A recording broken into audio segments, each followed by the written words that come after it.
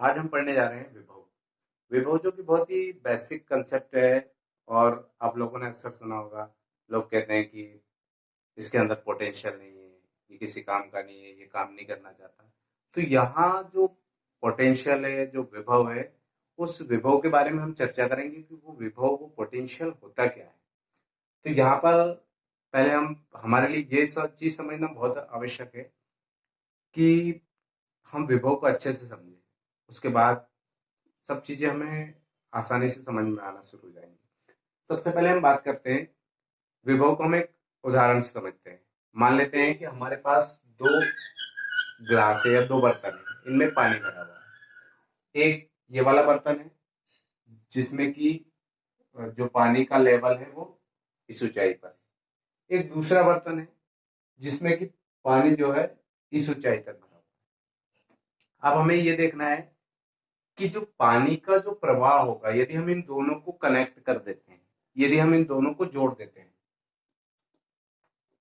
यदि हम इन दोनों को जोड़ देते हैं, तो जो पानी का जो प्रवाह है, जल का जो प्रवाह है, उसकी दिशा किस तरफ होगी। तो आप बिल्कुल बहुत आसानी से कह सकते हो कि जो जल का प्रवाह होगा वो अधिक ऊंचाई से कम ऊंचाई की ओर होगा। और वो कब तक होगा? जब तक कि दोनों में लेवल एक जैसा न हो जाए। यानी जो जल का प्रवाह होगा उसकी डायरेक्शन इस तरफ होगी, यानी ए से बी की ओर होगी, यानी ए वाले बर्तन से बी वाले बर्तन की ओर होगी। हम बहुत आसानी से हमने कह दिया। ऐसे मान लो हमारे पास दो अलग अलग तापमान की दो वस्तुएं हैं। एक का तापमान है 50 डिग्री सेंटीग्रेड और एक का तापमान है 20 डिग्री सेंटीग्रेड। यदि हमने इन दोनों को कनेक्ट कर दिया, मान लो दोनों को हम जोड़ देते हैं, किसी तार के द्वारा जोड़ दिया हमने, तो हम ये देखना है हमें कि यहाँ पर जो ऊष्मा का प्रवाह होगा वो किस तरफ होगा। तो इसको भी आप बिल्कुल बहुत आसानी से कह सकते हो कि ऊष्मा का प्रवाह गर्म वस्तु से ठंडी वस्तु की ओर होगी। तो बिल्कुल विभव भी सेम ऐसे ही है। विभव जो है, जिस प्रकार जल के प्रवाह की दिशा ऊंचाई पर निर्भर करती है, ना कि पानी की मात्रा पर निर्भर करती है। और जो ताप की दिशा है वो भी आप देख रहे हो कि अधिक गर्म वस्तु से ठंडी वस्तु की ओर होती है। बिल्कुल एग्जैक्ट विभव भी जो है किसी आवेशित वस्तु से आवेश के प्रवाह की दिशा को बताता है।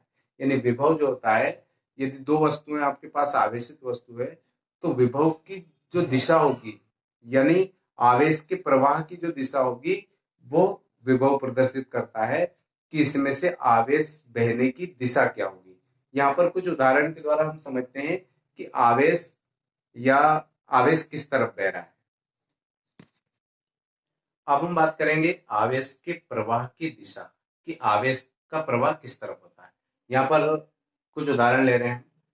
मान लेते हैं कि हमारे पास एक धनावेशित चालक है और एक अनावेशित चालक है। इन दोनों चालकों को हम जोड़ देते हैं। पहले हम ये समझ लें कि धनावेशित चालक क्या होता है। धनावेशित चालक जो अपने पास से इलेक्ट्रॉन को दे देता है, यानी इसने अपने पास से इलेक्ट्रॉनों को दे दिया है, यानी इसके पास अब इलेक्ट्रॉनों की कमी हो चुकी है। इसके पास इलेक्ट्रॉनों की कमी हो चुकी है।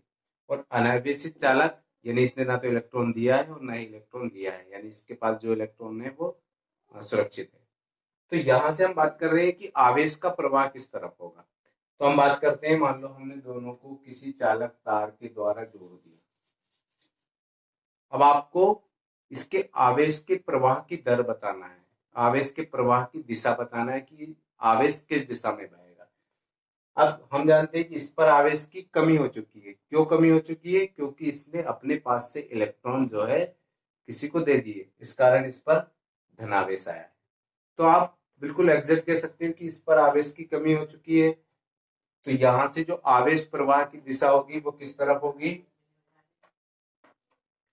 अनावेशित से धनावेशित की तरफ।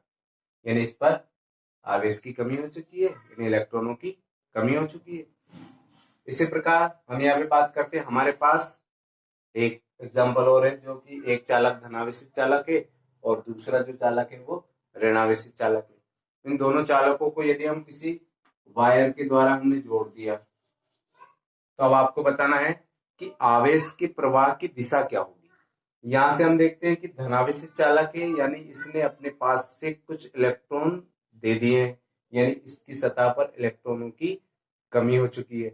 दूसरा, हम ऋणावेशित चालक की बात कर रहे हैं, क्योंकि यहाँ पर ऋणावेशित चालक कब होता है, जब वो कुछ इलेक्ट्रॉन ले लेता है, यानी उसके पास अब इलेक्ट्रॉनों की अधिकता हो चुकी है। तो यहाँ पर इलेक्ट्रॉनों की अधिकता है और यहाँ पर इलेक्ट्रॉन की कमी है।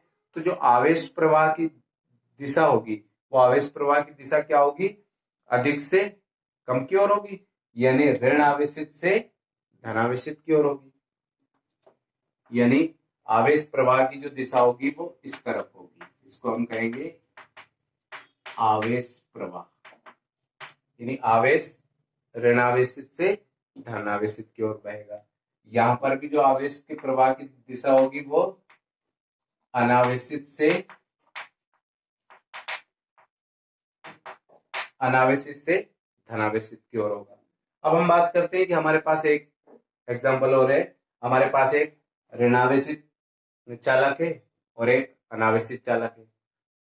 अब आप देखो, यहाँ पर ऋणावेशित चालक पर जो इलेक्ट्रॉनों की वो अधिकता होगी, क्योंकि इसने कुछ इलेक्ट्रॉन ले लिए हैं, मतलब इस पे इलेक्ट्रॉनों की अधिकता होगी। और अनावेशित चालक पर इलेक्ट्रॉन और प्रोटॉन की संख्या बराबर है।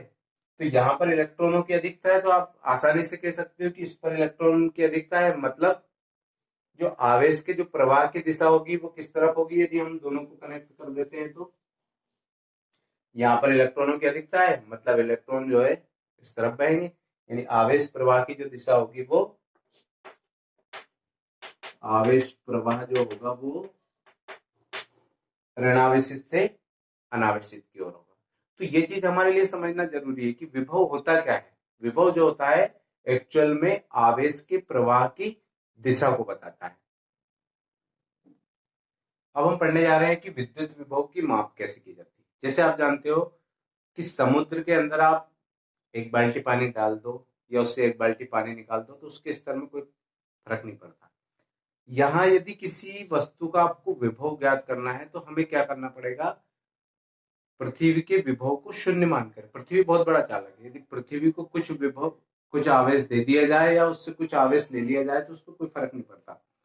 तो यहाँ पर मान लेते हैं कि हमारे पास एक चालक है और ये धनावेशित चालक है, और इस धनावेशित चालक को यदि हमने धरती से पृथ्वी से कनेक्ट कर दिया तो अब यहाँ पे क्या होगा, जैसे हमने इसको पृथ्वी से कनेक्ट किया, अब आप जानते हो कि ये धनावेशित चालक है। धनावेशित चालक है यानी इस पर इलेक्ट्रॉनों की कमी हो चुकी है, क्योंकि इसने अपने पास से इलेक्ट्रॉन जो है वो दे दिए, यानी इस पे इलेक्ट्रॉनों की कमी हो गई। तो पृथ्वी क्या करती है कि इसको अनावेशित कर देती है। अब अनावेशित करने के लिए क्या करना पड़ेगा, पृथ्वी अपने पास से इलेक्ट्रॉन इसको दे देगी, यानी पृथ्वी ने अपने पास से इसको इलेक्ट्रॉन दे दिए। पृथ्वी जैसे इसको इलेक्ट्रॉन देगी तो ये कैसा हो जाएगा, अनावेशित हो जाएगा। ऐसे उदाहरण की बात कर ले हम कि हमारे पास एक ऋणावेशित चालक है और इसको हमने पृथ्वी से कनेक्ट कर दिया। अब चूंकि इस पर इलेक्ट्रॉनों की अधिकता है, मतलब पृथ्वी जो है इसके पास जो अधिक इलेक्ट्रॉन होंगे उन इलेक्ट्रॉनों को वापस ले लेगी। यानी यहाँ पर पृथ्वी ने क्या किया, इसके जो इलेक्ट्रॉन है इनको वापस ले लिया, यानी ये भी अब कैसा हो जाएगा, अनावेशित हो जाएगा। तो यहाँ पर ये चीज हमें समझना जरूरी है। दूसरी बात यह है कि विभव का मात्रक क्या होता है, विभव क्या विभव सूत्र क्या होता है, विभव की डेफिनेशन क्या होती है, इसके बारे में हम बात करेंगे। तो सबसे पहले विभव की डेफिनेशन की बात करते हैं कि विभव होता क्या है। विभव की परिभाषा जो जनरली होती है कि एकांक धनावेश को अनंत से विद्युत क्षेत्र के किसी बिंदु तक लाने में किए गए कार्य तथा परीक्षण आवेश की निष्पत्ति को विद्युत विभव कहते हैं। तो हम देखते हैं कि क्या कार्य किया जाता है, तो उस कार्य को हम देखेंगे यहाँ पर। अब मान लेते हैं कि हमारे पास एक आवेश है प्लस क्यू आवेश और एक परीक्षण आवेश जो कि अनंत पे रखा हुआ है। इस अनंत पे रखे हुए यानी जो विद्युत क्षेत्र से बाहर, विद्युत क्षेत्र से बाहर या अनंत पे कोई परीक्षण आवेश क्यू नॉट रखा हुआ है।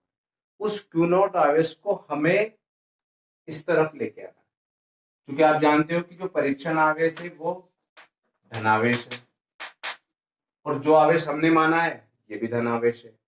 तो यहाँ पर आप देखो, आप जानते हो कि आवेश की प्रकृति के अनुसार धनावेश धनावेश को प्रतिकर्षित करता है।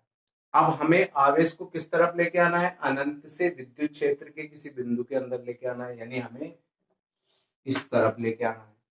अब आप देखो यहाँ पर प्लस क्यू आवेश और ये भी प्लस क्यू आवेश, यानी दोनों आवेशों के बीच में जो बल लगेगा वो प्रतिकर्षण बल लगेगा, यानी दोनों बल एक दूसरे को दोनों आवेश एक दूसरे को प्रतिकर्षित करेंगे। तो अब यहाँ पे देखो, यहाँ पे दो तरह के कार्य हो रहे हैं। एक कार्य जो हो रहा है वो स्थिर विद्युत बल द्वारा किया जा रहा है। स्थिर विद्युत बल क्या काम कर रहा है कि इस आवेश को दूर हटाने का काम कर रहा है, और एक बाह्य बल जो कि इसको इस तरफ लेके आ रहा है।